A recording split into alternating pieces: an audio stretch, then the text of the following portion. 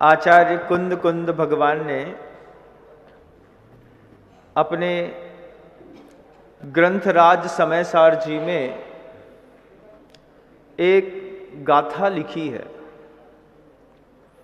बुद्धि सासण मेयम सागार नगार चरिया जुत्तो जोसो पवयण सारम लहुणा कालेण पप्पोदी। गाथा है, बुद्धि जो जानता है, शासन मेयम जिनेन्द्र भगवान के शासन को। कैसा शासन है? तो आचार्य भगवंत कहते हैं सागार अनगार चरी या जुत्तो, जिसमें सागार की भी चर्या है और अनगार की भी चर्या है। ऐसा जिन शासन, जो भी इसको जानता है वो जोसो पवयण सारम, वह समय के सार को, आगम को जानता है। लहुणा कालेन पप्पोदी, वो प्रवचन के सार को, मोक्ष के सुख को अल्पकाल में भी प्राप्त कर लेता है। आचार्य भगवंत कुंद कुंद भगवान जी के यह मांगलिक उद्बोधन हो सकता है हमारे जीवन के सौंदर्य को अभी तक विकसित करने में निमित्त ना बने हों, लेकिन एक बार सबसे पहले जिस तीर्थंकर प्रभु की हम पूजन अर्चन कर रहे हैं, उनके द्रव्य, उनके गुण, उनकी पर्याय के वैभव को देख लें।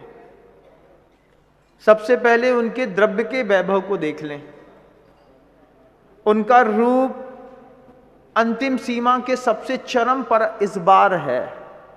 उनका गुण सबसे चरम सीमा को प्राप्त है। उनका पुण्य सबसे चरम सीमा को प्राप्त है। प्रभु, कल आपका देखा था, प्रभु जी का जन्म हुआ, जन्म कल्याणक के महोत्सव मनाए। बहुत कुछ जानकारियां ऐसी हैं जो जन सामान्य के बीच में नहीं आती, नहीं आ पाती, वो भी मैं दे दूं। जीवन में कई लोगों के लिए ये निमित्त संबोधन का कारण बनेगा। प्रभु की जो नाभि होती है, प्रभु की नाभि दक्षिणावर्त होती है। कैसी होती है? क्लॉकवाइज डायरेक्शन में ऐसे घूमती हुई नाभि होती है, गोल और गहरी होती है, और उस नाभि में कमल का चिन्ह बना रहता है। कल्पना करके देखिएगा, बस कैसा जैसा मैं बताता चला जाऊं कि गोल दक्षिणावर्त नाभि है। किसी की नाभि उथली होती है, किसी की नाभि का भाग ऊपर दिखाई देता है, किसी की नाभि मोटी होती है, किसी की नाभि बिल्कुल पतली होती है, कागज के जैसी। लेकिन प्रभु की नाभि गोल गहरी दक्षिणा आवर्त को लेकर के, दाहिने हाथ से ऐसा घूमता हुआ एक आवर्त होता है, गहरी होती है, और उसमें कमल का चिन्ह बना होता है।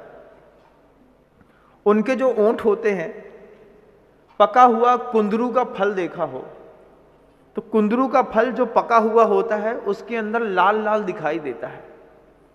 ऐसे प्रभु के ओंठ होते हैं। उनके जो बाल होते हैं वो हमारे आपके जैसे सीधे सपाट नहीं होते, उनके कर्ली हेयर होते हैं। जैसे गोमटेश्वर बाहुबली जी भगवान जी के सिर के ऊपर जो गोल गोल भ्रमर जैसे घूमे हुए हैं, वो कर्ली हेयर होते हैं। और कर्ली हेयर में भी भौरे के रंग के समान बिल्कुल काले होते हैं, बिल्कुल चिकने होते हैं, चमकदार होते हैं और बिल्कुल पतले होते हैं। बालों में भी मोटा पतला होता है। कभी देखिएगा, किसी के बाल मोटे होते हैं, किसी के बिल्कुल पतले होते हैं, किसी के चिकने होते हैं, किसी के खुरदुरे होते हैं, रूक्ष होते हैं। ऐसा प्रभु की औदारिक द्रव्य का गुण है। बाल कैसे, ओंठ कैसा, नाभि कैसी, उनके शरीर का रंग कैसा है? तो 2 गोरे 2 सांवले, 2 हरियर 2 लाल, 16 स्वर्ण समान शुभ, मैं वंदू तिहु काल। ऐसा 16 तीर्थंकर होते हैं, वो सोने के समान वाले होते हैं रंग के, उनका भी अपना वैभव होता है। हम किसी की भी पूजा करते हैं, एक बार उसके द्रव्य, उसके गुण, उनकी पर्यायों के बारे में जान लें। भगवान के जो वस्त्र होते हैं वो कहाँ रखे होते हैं, कुछ पता है क्या? नहीं। कौन पहनाता है? उसकी मम्मी, उनके पापा पहनाते? नहीं। सौधर्म, ईशान, सानत कुमार और माहेंद्र, 4 स्वर्गों के जो इंद्र होते हैं, इन स्वर्गों के, इंद्रों के स्वर्गों में मान स्तंभ होते हैं।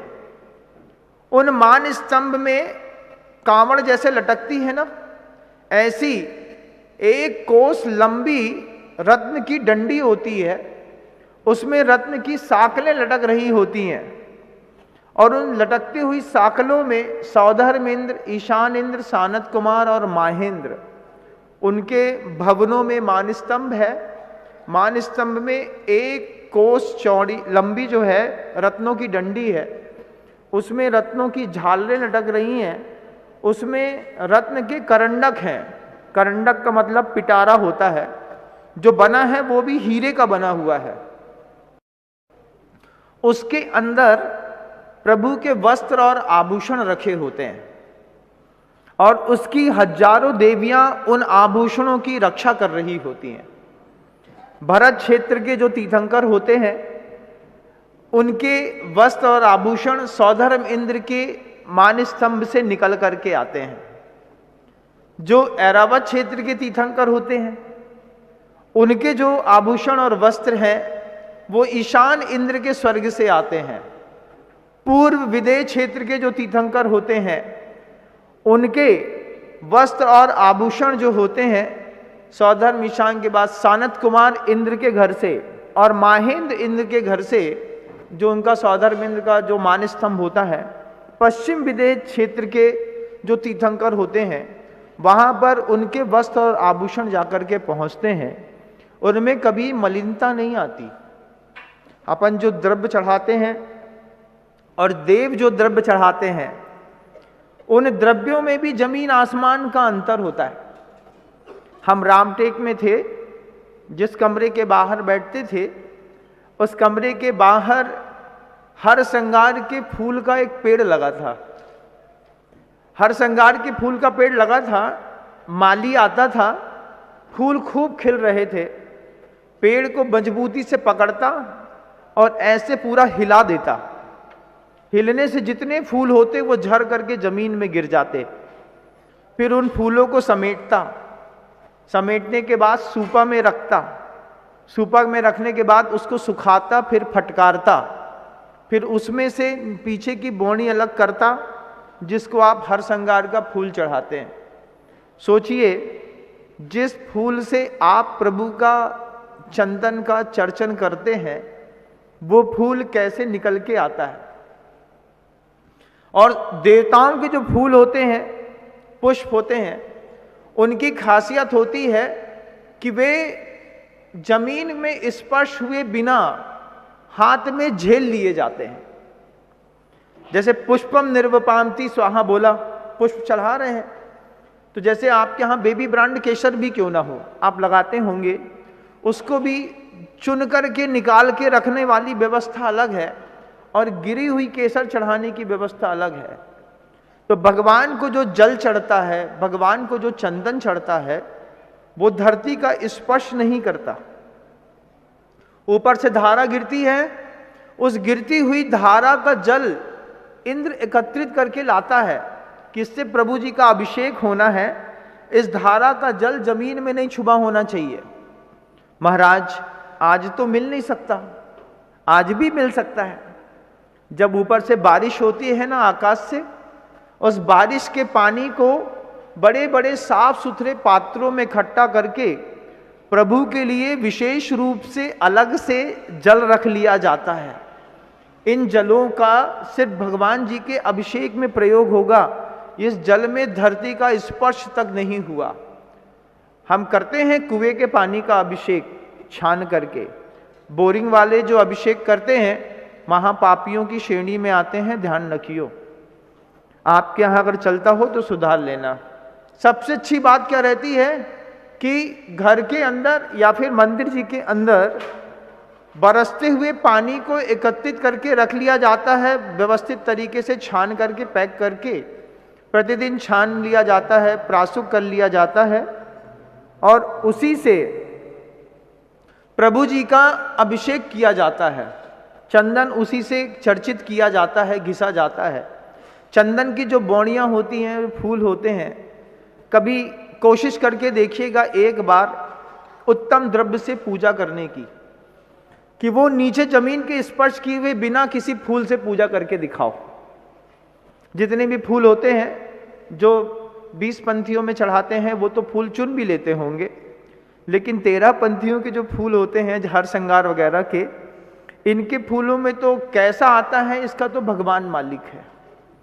फिर जो चिटके आप नारियल की चढ़ाते हैं, उस नारियल की चिटकों के साथ भी ये व्यवस्था रहती है कि वो भी नारियल धरती का स्पर्श नहीं करता, वहीं वृक्ष से ही उसको निकाल करके व्यवस्थित रूप से आ जाते हैं। और कई बार तो नीचे जाल बांध दिया जाता है बंधुओं, नारियल के पेड़ में निकालना भी नहीं है, जाल में जो नारियल गिरेगा उसी नारियल को हम प्रभु जी के चरणों में चढ़ाएंगे। इस तरीके की द्रव्य की जो निर्मलता होती है, कभी ऐसी निर्मल द्रव्य चढ़ाने के बारे में भी प्रभु जी के बारे में सोचिएगा। अपने हाथ से द्रव्य धोता है, साफ करता है, उसकी स्वच्छता निश्चित करता है। ये सब क्या है? बुज्जदि साषण मेयम सागार नगार चरिया जुत्तो जोसो पवेण सारण लहुणा कालेण पप्पोदी। जिनेन्द्र भगवान के इस पवित्रतम शासन को जो समझता है, सागार चरित्र को भी समझता है और अनगार चरित्र को भी समझता है। अभी जो आप पूजा कर रहे हैं ये सागार चरित्र की पूजाएं हैं। इस साकार चरित्र की पूजाओं की भी कीमत होती है बंधुओं। भगवान के वैभव में आने वाले, महोत्सव में आने वाले वे सारे के सारे लोग पुण्यशाली ही होते हैं। जो प्रभु को एक बार अपनी आंखों से देख लेता है उसका अनंत काल नष्ट हो जाता है। कितना वैभव होगा प्रभु के सिर्फ औदारिक द्रव्यमय शरीर का।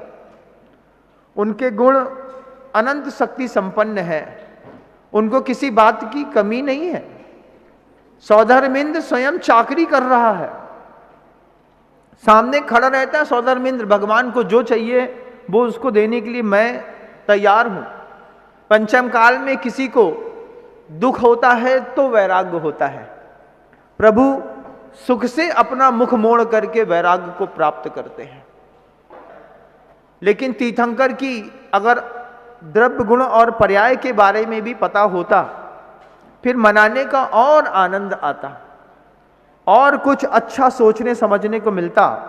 अभी भी आगे देखिएगा कि भगवान के गर्भ कल्याणक, जन्म कल्याणक ये तो आप मना रहे हैं, मना चुके हैं।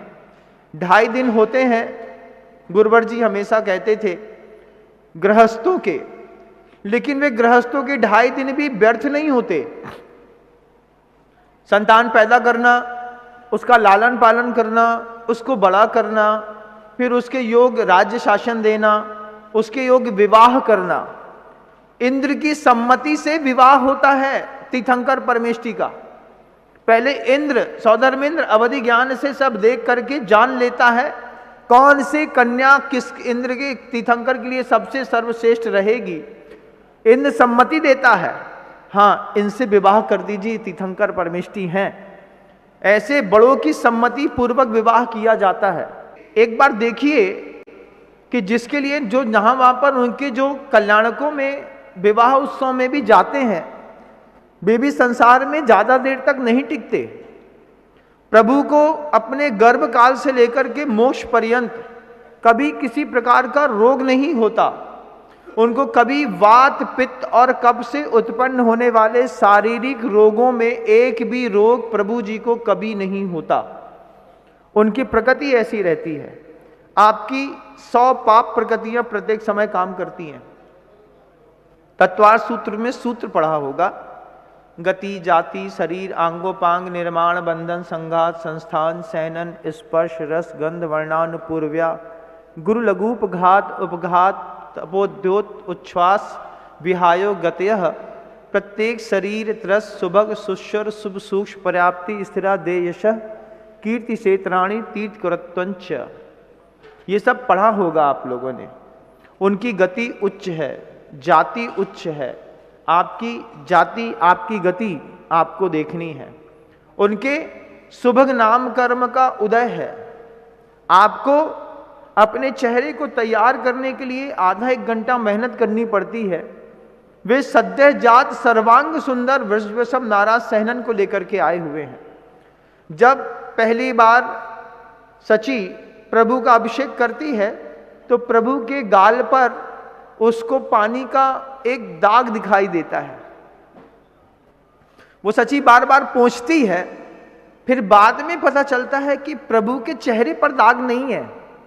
मेरे जो बालों में मोती लगा हुआ है, कान में जो बाले पहने हैं, उसकी छाई इस पर पड़ रही है, इसलिए उसको भ्रम होता है। वो जो सची होती है ना, वो पहली बार जब जिनेंद्र भगवान का दर्शन करती है, उसी वक्त स्त्री पर्याय का छेद कर लेती है प्रभु के दर्शन मात्र करने से।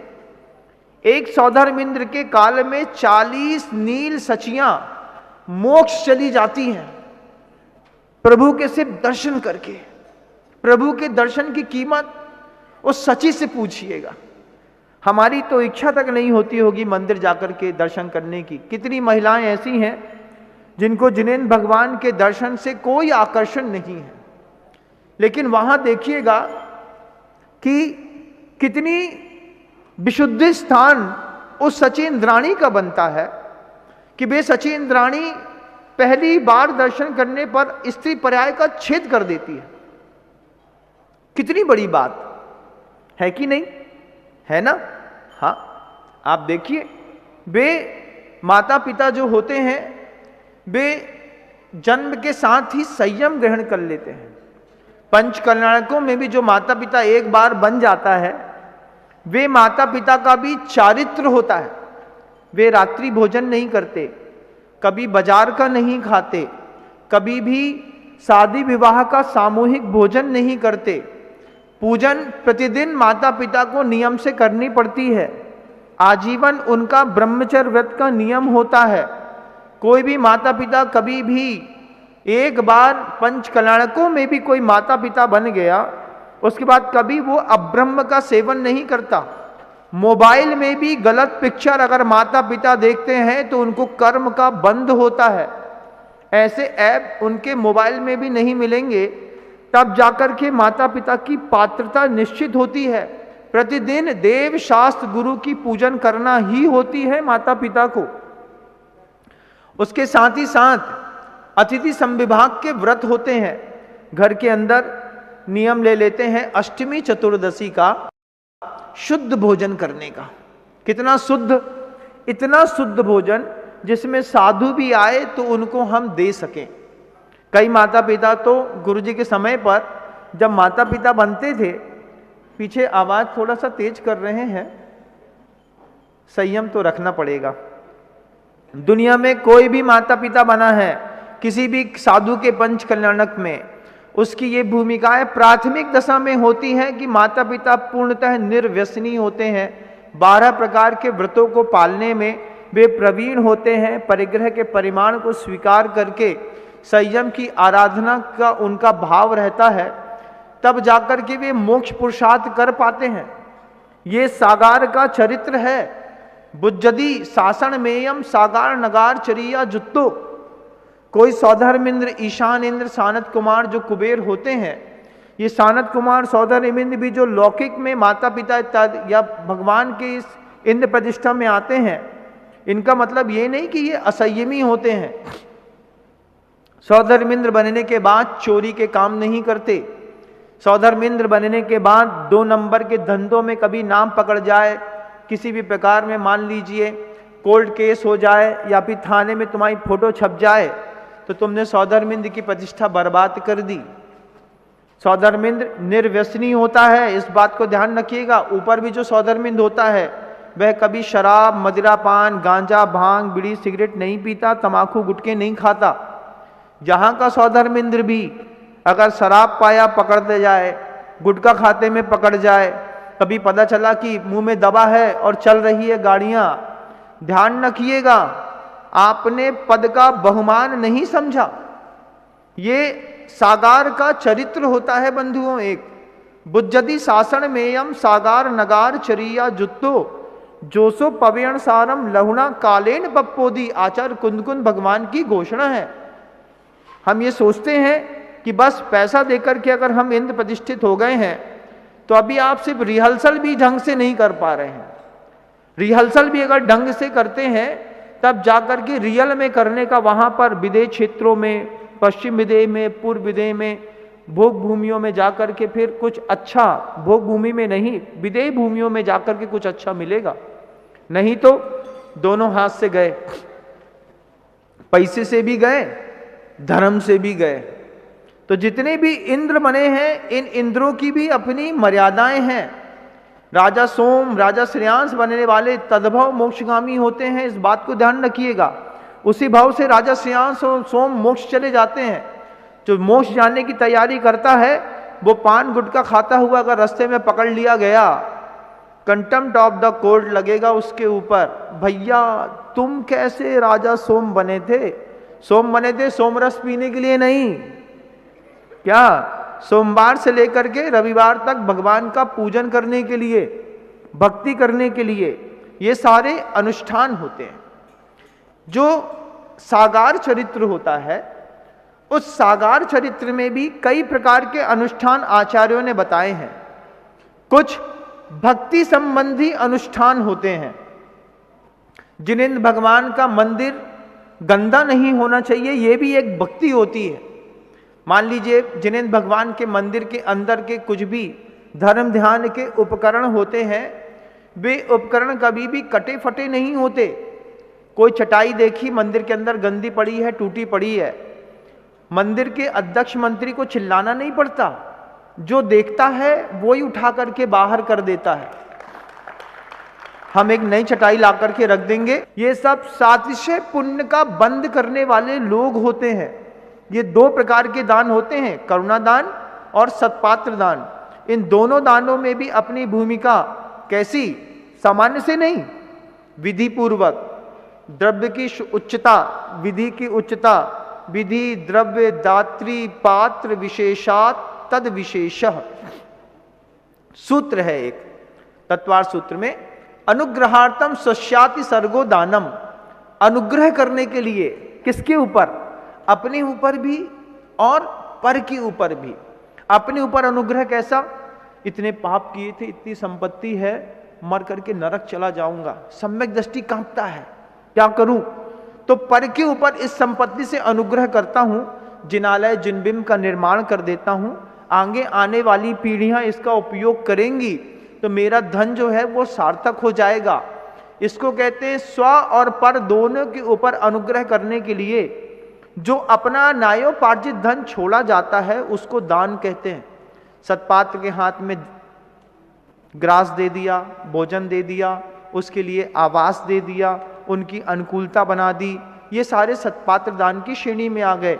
भगवान की व्यवस्था कर दी, जिनवाणी छपवा दी, लोगों में प्रचार कर दिया। किसी साधर्मी को उसके घर से उठा करके मंदिर तक लाना भी सत्पात्र को सम्यक ज्ञान का दान देना कहलाता है। पड़ोसी है, मंदिर नहीं आता, तो जी से जाकर के पूछना, महिला भी पूछ सकती है, कहा भैया जी आपको हम कभी मंदिर में नहीं देखें, हमारी भावना है हमें आपके हाथ से कलश करते देखना है। ऐसे बोल करके किसी दुकान में बैठे हुए पुरुष को उठा करके मंदिर तक ले आए, उसको तुमने सम्यक दर्शन, सम्यक ज्ञान, सम्यक चारित्र तीनों का दान दिया, बहुत बड़े दानी हो गए तुम। किसी को मंदिर में ला करके खड़ा कर दिया। तो ये अनुष्ठान है जैन शासन के गृहस्थ के। बुद्धि शासन मेयम सागार अनगार चरिया जुत्तो, ये सागार चरित्र होता है। सागार के चरित्र में ये खूबसूरती होती है कि वो लोगों को ला करके जिनाले तक खड़ा कर देता है। बेदी के सामने खड़े होकर के बेदी में कब्जा नहीं करता। सम्यक दृष्टि सावक क्या करता है? दूसरे को मौका देता है, बेटा हमें तो सब आता है, तुम भी सीख लो, आओ हम सिखा देते हैं। अपनी रकेबी दे दी, अपनी पूजा की थाली दे दी, बेटा हम तो कल भी कर लेंगे, आप कर लो। ऐसे प्यार से बोल करके साधर्मी को धीरे धीरे धीरे हाथ दे करके यूं कह करके राह में ताकत बढ़ाई जाती है कि मंजिल अब आई जाती है, मंजिल अब आई जाती है। ऐसा बोलना पड़ता है, ऐसी ताकत बढ़ानी पड़ती है एक दूसरे की। छोटे छोटे बच्चे को ला करके मंदिर में बैठाना पड़ता है, एक माला उसके हाथ में भी दे दी, मम्मी माला फेर रही ना, तुम भी माला फेरो। इसको कहते हैं संस्कार का दान करना। उसको सामायिक की स्थिति कैसे होती है, पितृमण के अनार का क्या होता है, ये घर के अंदर इस चर्चा में जिनका संवाद गुजरता है उसको सदगृहस्थ कहते हैं। फेसबुक, इंस्टाग्राम, रील्स में जो दुनिया में अपने मानसिक विकारों से दूषित लोग गाफिल हैं, उनसे एक शावक की कहीं से कहीं तक कोई तुलना नहीं होती। शावक बहुत अद्भुत शब्द है भगवान वर्धमान स्वामी के शासन का। दो प्रकार के लोग होते हैं, गृहस्थ हैं, शावक अलग होते हैं और श्रेष्ठी अलग होते हैं। सेठिया लोग शावक नहीं होते, वे रात में खाते हैं, बिस्लरी का पानी पीते हैं। ये जितने भी माता पिता बने हैं ये अनछना पानी उपयोग नहीं करेंगे, ध्यान रखिएगा। अनछना पानी उपयोग करेंगे तो भी पाप पड़ेगा, क्योंकि गृहस्थ का चरित्र है। इस गृहस्थ के चरित्र को कुंदकुंद भगवान ने जो कहा है उसका अगर हमने अनुपालन नहीं किया तो कभी भी आपको सुख की प्राप्तियां नहीं होंगी। अभी सारी पाप प्रकृतियां काम कर रही हैं। सुबह क्या है, चेहरा अच्छा दिखता है, अच्छा गौर से एक बार आईने के सामने ऊपर एक बल्ब जला लो, आईने को थोड़ा सा चूना लगा करके भी कागज से पोंछ करके साफ करके बिल्कुल साफ कर लो और नहा धो करके शुद्ध होकर के आओ और खड़े होकर के एक बार अपनी सूरत देखो। खुद की सूरत भी सहन नहीं होगी, क्या होगी, उसमें भी एक ब्यूटी ऐप लगाना पड़ेगा। बिना ब्यूटी ऐप के तो भगवान हम अपने आप को भी नहीं देख सकते, इतने बदसूरत हैं आप। लेकिन तीर्थंकर परमेष्ठी ऐसे हैं कि उनके पूरे जीवन में न मानसिक न वैचारिक किसी भी प्रकार का कोई कलंक नहीं होता। जब निष्कलंकी की पूजा करनी है तो कलंक रहित जीवन जीने वालों को अपने उस चरित्र को सुधारना पड़ता है, जिसको सागार चरित्र कहते हैं। आप सबके बीच में कितना कुछ है अनुष्ठान करने के लिए। दान संबंधी अनुष्ठान हो गया, भक्ति संबंधी अनुष्ठान हो गया, फिर कुछ सेवा संबंधी भी अनुष्ठान होता है। सेवा संबंधी अनुष्ठान भी जैन शासन में सागार चरित्र में लिखा है। व्यापत्ति व्यपनोदय पदयो संवाहनम च गुण रागात। तुम्हारे गुण से मुझे प्रेम है, आप बहुत अच्छे तरीके से धर्म ध्यान करते हैं, आपके इस धर्म ध्यान को देख करके मुझे आपके प्रति आकर्षण है। मैं आपके पैर दबा दूं, मैं आपकी सेवा कर दूं, मैं आपके लिए तखत लगा देता हूं। आपके कमरे में शावक आते हैं, वो धर्म लाभ लेते होंगे, महिलाएं गई, मैं साफ सुथरा कर देता हूं, झाड़ू लगा देती हूं। ये सब वैयवृत्ति कहलाती है साधु परमेष्ठी की, तीर्थंकर की, मां जिनवाणी की। ये सब सेवा संबंधी अनुष्ठान है। मंदिर के अंदर कोई फटी जिनवाणी दिख गई, वहीं रखना नहीं, दिख लग गई, अब तुम्हारा काम है, इसको उठाओ, उठा करके घर लेकर के आओ। घर में उसमें कुछ द्रव्य लगाओ, उसको सीधा करो, उसमें व्यवस्थित कवर चढ़ाओ, वापस ला करके मंदिर जी के अंदर रखो। मंदिर जी में 2-2 घंटे कवर नहीं चढ़ाए जाते। जिसको जो फटी पुस्तक दिख जाए मंदिर जी से उठा करके घर ले जाना है। महाराज इसको सुधार नहीं पा रहे हैं, नहीं सुधार पा रहे हैं, उसको अग्नि में समर्पित कर दो, एक नई ला करके वहां पर रख दो। सुधारने योग्य है उसको सुधार दो, नहीं सुधारने योग्य है तो छोड़ दो। इसको कहते हैं सेवा संबंधी अनुष्ठान। ये सेवा संबंधी अनुष्ठान भी हमको आपको सबको करने पड़ते हैं। मां जिनवाणी की सेवा मात्र कवर चढ़ाने से नहीं होती, पढ़ना भी पड़ता है। कितने सारे ऐसे ग्रंथालय देखे हैं जहां पर सजी हुई दुकानें लगी हैं, बिल्कुल दुल्हन की जगह ग्रंथ रखे हैं, सब में लॉक लगा है। मंदिर के जितने भी ग्रंथालयों की अलमारियां हैं उनके लॉक खोलो, लोगों को मां जिनवाणी छूने दो, पन्ने को पलट करके देखने दो। हो सकता है कोई एक शब्द उनके काम का उनको समझ में आ जाए, वो अपना चमत्कार करके अगली पर्याय में निकल जाए। मंदिर के ग्रंथालय में कभी लॉक नहीं होना चाहिए। जब कभी भी कोई ग्रंथ चाहिए पड़ता है अरे भैया लाख लगा है, चाबी कहाँ है? चाबी तो फलाने ब्रह्मचारी जी और पंडित जी के घर में रखी है। जब तक वहां से आएगी तब तक तो पढ़ने वाले का भाव ही मर चुका होगा। ग्रंथालय के ताले खुले हो, जिसमें लोगों को सहजता रहे। ग्रंथराज समय सार रखा है, शावकाचार रखा है, पुरुषार्थ सिद्धि उपाय रखे हैं, पंचास्तिकाय रखी है, गोमट सार रखा है, कर्म कांड रखा है, 24 ठाना रखा हुआ है। अनुयोग 4 के 4 अनुयोग के जितने भी ग्रंथ हैं सब व्यवस्थित तरीके से सलीके से ला करके इसमें रख दिया। 5-6 अलमारी में बना देता हूं महाराज, आप आशीर्वाद दीजिए। 1-1.25 लाख रुपए के ग्रंथ रख दूंगा। कोई ना कोई श्रावक, कोई ना कोई साधु हमारे गांव में आएगा, एक ग्रंथ भी उसके काम आ गया तो मेरा पूरा धन सार्थक हो गया। पैसे की सार्थकता कैसी? मेरा पैसा किसी के वैराग्य में निमित्त बन गया, धन धन्य हो गया। मेरा पैसा किसी के सम्यक दर्शन को बढ़ाने में निमित्त बन गया, मेरा धन धन्य हो गया। देव शास्त्र गुरु की सेवा करने में जब हमने अपने धन का द्रव्य का उपयोग कर दिया, बस यही पैसे की सार्थकता है। वहां पर क्या है? जिसके श्रृंगारों में मेरा यह महंगा जीवन घुल जाता, अत्यंत असुचि जड़ काया से इस चेतन का कैसा नाता बंधुओं, जो धोबे तो मैली, कितना रगड़ लीजिएगा। चेहरे चमकाने वाले कभी भी भगवान के प्रिय नहीं होते, चरित्र को चमकाने वालों को भगवान सबसे पहले पसंद किया करते। और यहां पर कुंदकुंद भगवान कह रहे हैं, बुद्ध यदि शासन में हम, तुम जिनेन्द्र भगवान के शासन को जानो तो सही। तुम देखो तो जिनेन्द्र भगवान का शासन कितना पवित्र है, कितना निर्मल है, कैसे कैसे पवित्रम।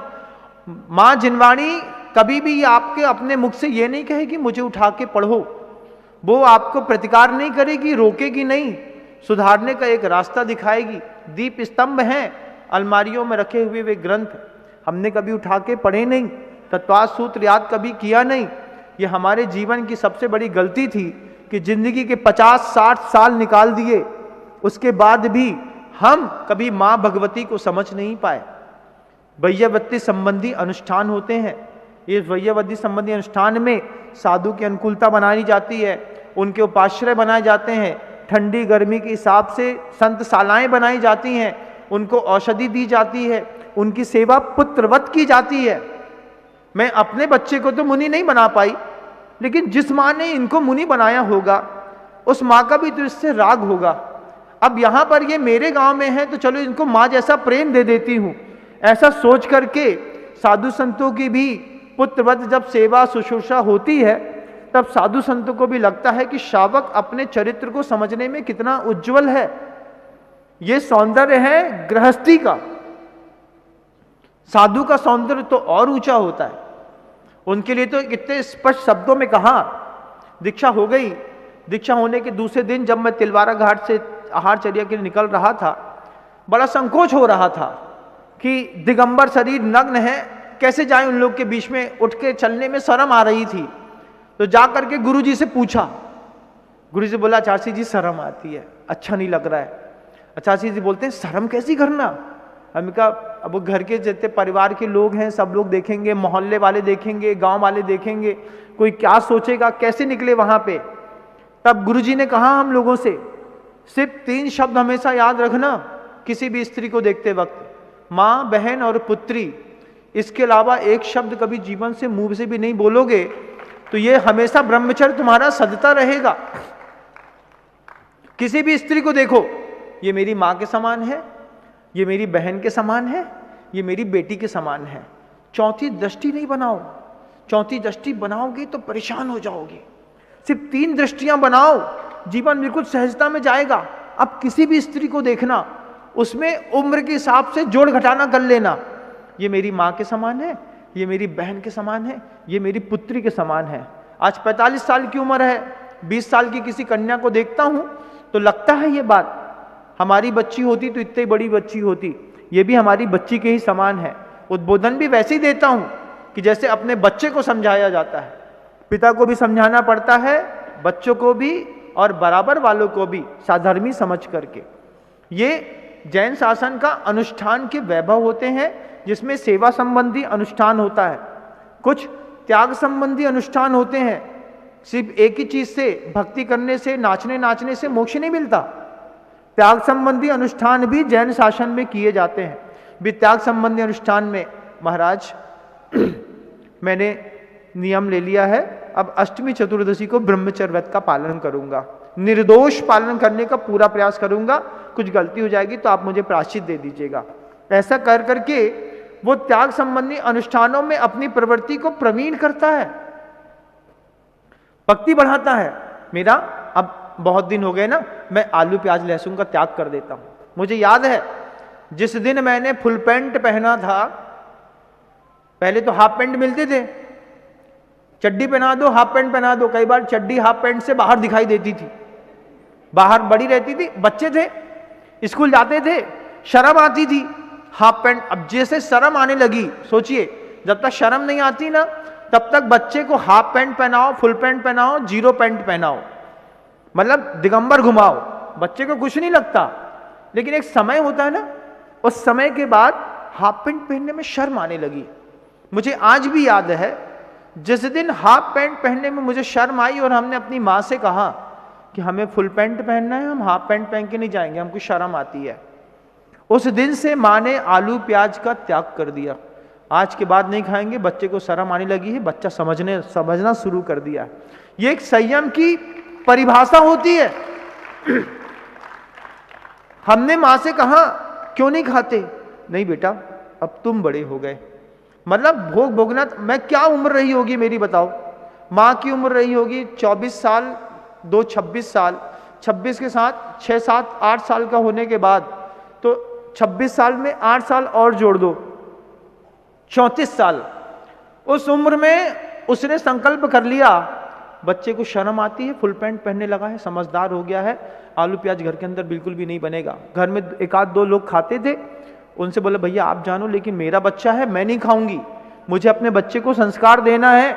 उस मर्यादा, उस बात को मैं आज भी दिमाग में याद रखा हूं। मैं एक पीछे छोड़ करके आए हुए गृहस्थ के परिवार जो होते हैं, उनकी भी जो सुधार नीतियां होती हैं, जो चेतना होती है, अपने बच्चे को कैसे लाइन अप किया जाता है, वो देखा मैंने। माता पिता को कभी भी बंद कमरे में सोता हुआ मैंने आज तक नहीं देखा। सोचिए क्यों? उनका ये भाव था बच्चे बड़े हो जाएं तो संयम ग्रहण कर लेना चाहिए, नहीं तो बच्चे उन्मार्गी होते हैं। ये सोच करके माता पिता अलग अलग सोने लगे।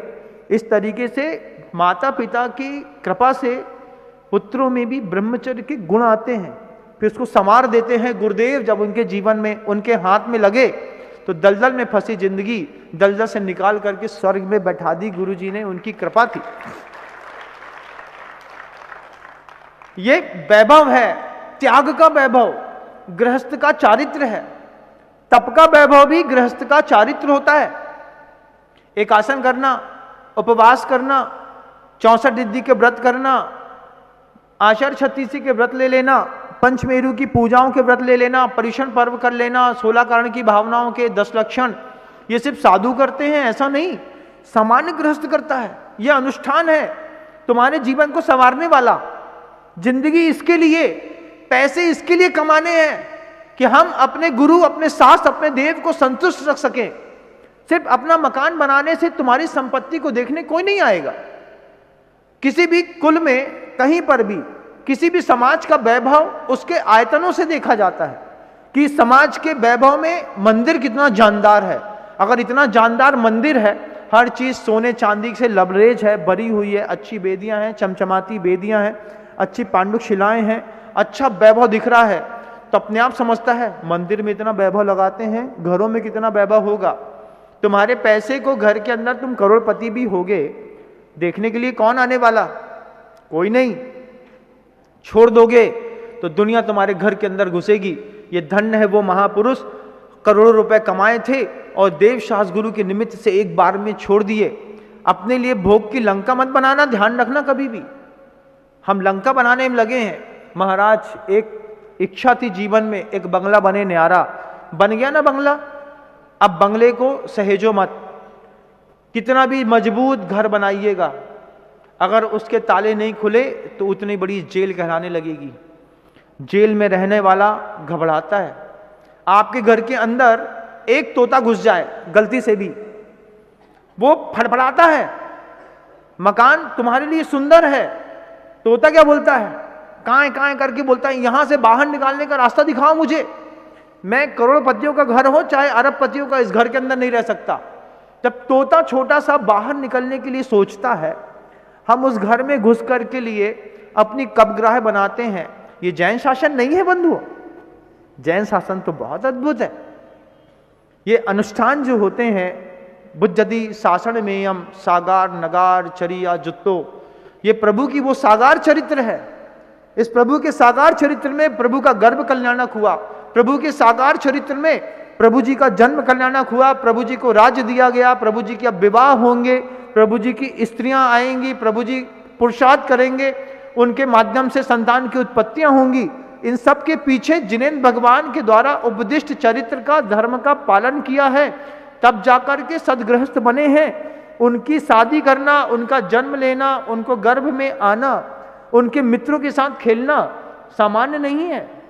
वे किसी को सिखाने के लिए विवाह कर रहे हैं, वे संतति के साथ साथ धर्म के प्रवाह को व्यवस्थित रखने के लिए आचार्यों ने शब्द लिखे हैं। रविशेन आचार्य महाराज ने पद्म पुराण में, आचाराणाम विघातेन कुदष्टिनाम च संपदा धर्मम ग्लानि परिप्राप्त है मुच्यन्ते जिनोत्तमा।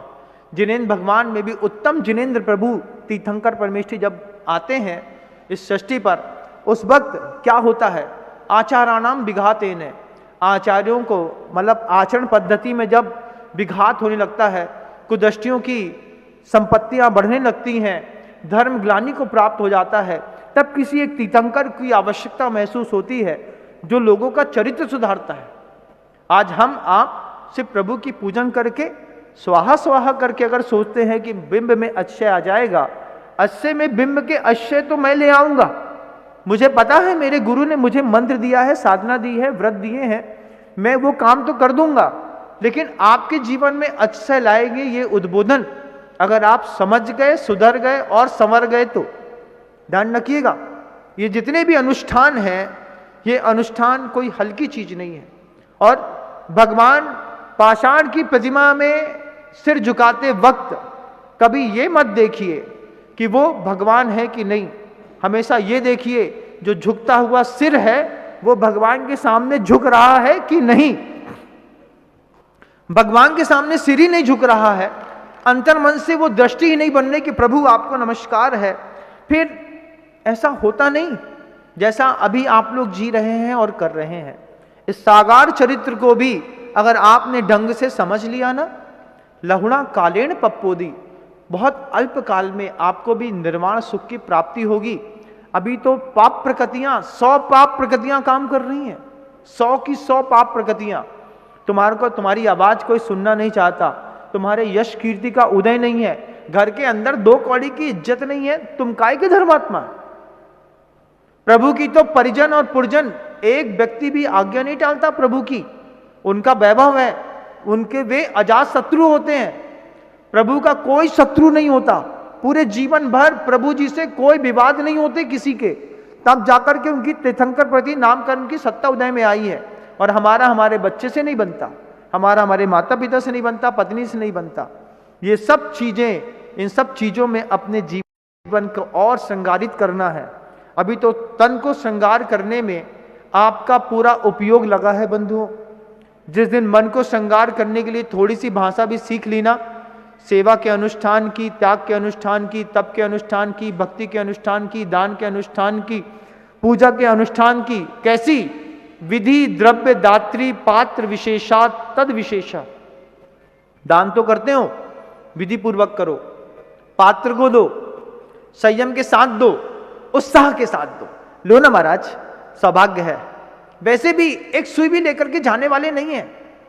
संपत्ति की नियति है, 50 साल, 60 साल, 70 साल, 80 साल में अपना मालिक बदलती है। वो तुम्हारे गले का सोने का जो हार है ना, वो तुम्हारे देखते देखते तुम्हारी बहू के गले में पहुंच जाएगा, और बहू के गले से होते होते धीरे धीरे बहू की मां के पास भी पहुंच सकता है। इसमें कोई आपत्ति की बात नहीं है।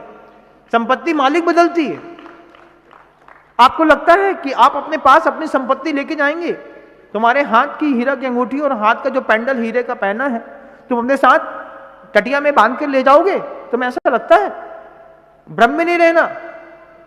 संपत्ति 50, 60, 70, 80 साल में नियम से अपना मालिक बदलती है। आपकी संपत्ति के मालिक भी बदलेंगे। देखिएगा, जिस कपूत के लिए संपत्ति छोड़ करके जा रहे हैं, उसके लिए वो संपत्ति कभी धर्म ध्यान में निमित्त भी बनेगी कि नहीं।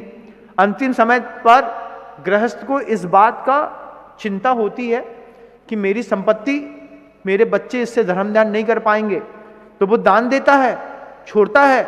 लो महाराज, अब बताओ कहां लगाना है। मेरा पैसा मरने के बाद मेरा बच्चा तो शराब पी करके, सिगरेट पी करके, जुआ खेल करके खत्म कर देगा।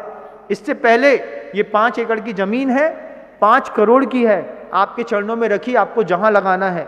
मेरे मरने के बाद तो कम से कम संपत्तियां धर्म के निमित्त में काम आ जाएं। ये वैभव है हमारे यहां का, ये साकार चरित्र है। अभी प्रभु साकार है ना, अभी शादी होगी, ढोल धमाके बजेंगे, सब करेंगे। प्रभु का साकार चरित्र से अपने साकार चरित्र को जोड़ करके देखिए बंधुओं, संपत्ति घर के अंदर अथाह रखी हुई है। ऐसे भी लोग मिलेंगे जैन समाजों के घरों में जहां पर 100-100 करोड़ रुपए नगद रखे रहते हैं और दान देने के मामले में एटीट्यूड दिखा करके बोलते हैं हमारी चैरिटी पर कोई विश्वास नहीं है। उन अहंकारियों की स्थिति तो रावण से गई बीती है। रावण ने तो तीर्थंकर प्रगति का बंद कर लिया। वे गृहस्थ जो दिनकुल में आने के बाद भी जिनेंद्र भगवान की महिमा नहीं समझ पाए। आपकी श्रद्धा है ना उस धन पर, जिस दिन वो श्रद्धा धन से टूटेगी उस दिन आपको लगेगा कि हम ठगाए से महसूस हो गए, बहुत बेवकूफ बन गए अपन इस संसार में। ज्यादा नहीं बनना, बहुत ज्यादा बेवकूफ बनने की जरूरत नहीं है। जिस चीज में सुख खोजते हो उसमें से एक चीज में सुख नहीं मिलने वाला, ना तुम्हारे रसगुल्ले में, ना तुम्हारे कमरे में, ना तुम्हारे मकान में। करोड़ों का मकान बना लो, रहोगे कहां? एक कमरे में। एक कमरे में नहीं, कमरे में भी महाराज डबल बेड में, डबल बेड में भी नहीं, डबल बेड में भी सिंगल बेड के भी आधे भाग में। वो डबल बेड में 3 लोग का हक है। तुम सोगे, तुम्हारी पत्नी सोएगी, बीच में एक बच्चा भी सटक लेगा। फिर क्या है किस्मत में? क्या आई? 2.5 फीट बाई 6 फीट की जगह जितना मेरा पाटा है बस उतना ही, इससे ज्यादा है नहीं तुम्हारी किस्मत में। तुम 1000 प्रयास कर लेना, लाखों बार बेवकूफ बने इस संसार में। हर रंगीन चीज को देख करके अपनी जिंदगी रंगीन करने की अपन ने जुगाड़ की है, व्यवस्था करी है। हासिल आई सुन आया, कुत्ते की हड्डी के जैसे चबाने जैसी जिंदगी है संसारियों की। आप चबाइए खूब, लेकिन खून आपकी दाढ़ से निकलेगा, खून आपकी चेतना से निकलेगा, आपको अखरेगा। इतनी बड़ी पुरुषार्थ में जीवन मिला था, स्वस्थ शरीर मिला था। कोई सिगरेट पी करके बर्बाद कर गया, कोई तमाकू खा करके बर्बाद कर गया, वैश्य गमन में बर्बाद कर गया, भोग उपभोग में बर्बाद कर गया, शिकार में, जुए में बर्बाद कर दिया। ये गृहस्थ का जीवन नहीं है। गृहस्थ का चरित्र बहुत उज्जवल होता है। बड़े बड़े सेठिया लोग चमड़े का बेल्ट पहनते हैं, स्टेप लगाते हैं। बड़ी घड़ी पहनेंगे ना तो गोल्ड के चैन वाली पहनो फिर भी ठीक है। गाय के चमड़े के पट्टे वाली जैन समाज का अगर पहन गया, अभी उसको जैन शर्म का जैन की कीमत पता नहीं है। हमारे यहां ऐसा होता नहीं। चमड़े के जूते नहीं पहनते, चमड़े का बेल्ट नहीं लगाते, चमड़े के स्टेप नहीं पहनते हैं। आप सोचिएगा कि बड़ी बड़ी कंपनियों के जो आप पहन करके घूमते हैं, इसमें आपकी अहिंसा आपके वस्त्रों पे बोल भी रही है कि नहीं बोल रही है? क्या समझते हैं मजाक है? जैन शासन दोबारा नहीं मिलेगा, ध्यान रखिएगा। जिसको कीमत समझ में आ गई, वक्त में उसने अपने आप को उस कसौटी पे खरा उतारने की 1000 कोशिश करी। मैं दिल ठोक के कहता विनम्र सागर, बिल्कुल बेदाग है हमारा जीवन अभी तक का। क्यों? गुरु जी ने जिस कसौटी पे रखा, उस कसौटी में चढ़ने के लिए जितनी मेहनत कर सकते थे, हमने तन से, मन से, पूरे उपयोग से करके यहां तक आकर के बैठे। दिखता है मुझे बगल में दीवाल के पार परलोक गुरुजी के वो शब्द दिखते हैं मुझे। मैं जा रहा हूं, पीछे पीछे चले आना। मुझे जाना है मेरे गुरु के पास, मिलना है मुझे मेरे गुरुजी से। और उसकी लालसा है इस मन के अंदर, संसार में रहने की लालसा नहीं है। लेकिन गुरुजी बोल गए थे कि जब तक शरीर साधन हो, पोषण करना भी नम्र, उसका पालन करना, जिन धर्म की प्रभावना करना, जिन धर्म के लिए मेहनत करना, सेवा करना बड़े बड़े गुरुओं की। जैसे दादा गुरु ज्ञान सागर जी महाराज जी ने मुझसे कहा था, मैंने जीवन के 58 साल लगाए, अब तुम्हारी जिंदगी के जितने साल बचे हो, कंधे पे हाथ रख करके गुरुजी ने कहा था कान में जिन शासन की सेवा करनी है, ध्यान रखना। कभी रेवती रेंज से निकलता हुआ मेरा वीडियो देखा हो आपने, उस वक्त गुरुजी मेरे कंधे पे हाथ रख करके ये शब्द बोल रहे थे, मुझे आज भी याद है, अपने को जिन शासन की सेवा करनी है, ध्यान रखना विनम्र। हमने कहा आचार्य जी आप आशीर्वाद दीजिए, आप जैसा बोलते हैं सब करेंगे। ये शब्द थे मेरे।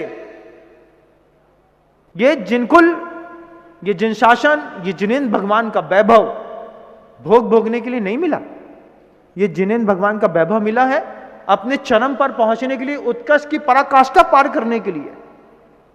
उत्कर्ष की पराकाष्ठा ये घर में बैठ करके, दुकान में बैठ करके नहीं होती बंधुओं, बाहर निकलना पड़ता है, समय देना पड़ता है, जिंदगी देनी पड़ती है, खपानी पड़ती है, और जिंदगी को चंदन के जैसे घिसना पड़ता है, तब जाकर के जिन शासन जीवंत होता है, जयवंत होता है। उसको बनाए रखना सिर्फ नारेबाजियों का काम नहीं है, जान लगानी पड़ती है, छाती देनी पड़ती है, तब जाकर के जैन शासन की कीमत बढ़ती है।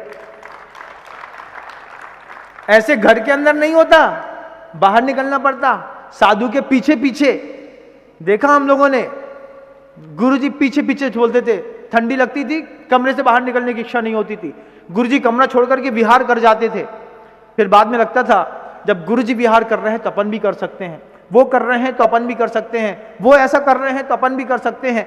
ऐसा सोचते सोचते सोचते ये जीवन बड़ा पल्लवित और पोषित हुआ। ये सौभाग्य है हमारे आपके जीवन का, जिनेंद्र भगवान का कुल मिला। गुरुदेव श्री विद्यासागर जी महाराज श्री जी जैसे इतने पवित्रतम महान संत की शरण मिली। मेरा पुण्य तो बहुत तेज है इस मामले में, इस उन महापुरुषों के चरण को वंदन करने का मौका मिला, सेवा करने का मौका मिला, उनसे दीक्षा लेने का मौका मिला, उनके अनुभव को समझने का मौका मिला, सबसे बड़ी बात उनका विश्वास पात्र बनने का मुझे मौका मिला। ये मेरे जीवन की सबसे बड़ी उपलब्धि है।